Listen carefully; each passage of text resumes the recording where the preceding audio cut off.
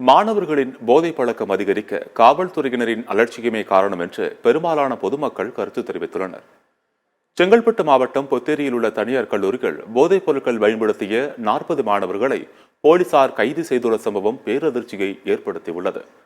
கடந்த சில ஆண்டுகளாகவே பள்ளி மற்றும் கல்லூரி மாணவர்கள் போதைப் பொருட்கள் பயன்படுத்துவது மற்றும் குற்ற செயல்களில் ஈடுபடுவது அதிகரித்து வருகின்றது. இவ்வாறு இளைஞர்களிடம் கஞ்சா உள்ளிட்ட போதைப் பழக்கம் அதிகரிக்க என்ன காரணம் என்று சத்தியம் தொலைக்காட்சியின் யூடியூப் பக்கத்தில் கேள்வி கேட்கப்பட்டது. இதற்கு பதிலளித்தவர்களில் 47 விழுக்காடு நபர்கள் காவல்துறையினரின் போதைப் பொருட்களுக்கு எதிரான நடவடிக்கையை தீவிரப்படுத்தாமல் அலட்சியம் காட்டுவதாக தெரிவித்துள்ளனர். சமூக வலைதளங்கள் மூலம் கிடைக்கும் தவறான தொடர்புகளை பயன்படுத்தி போதைப் பொருட்களை மாணவர்கள் எளிதாக பெறுகின்றனர் என்றும் 28 விழுக்காடு நபர்கள் கருத்து கூறியுள்ளனர்.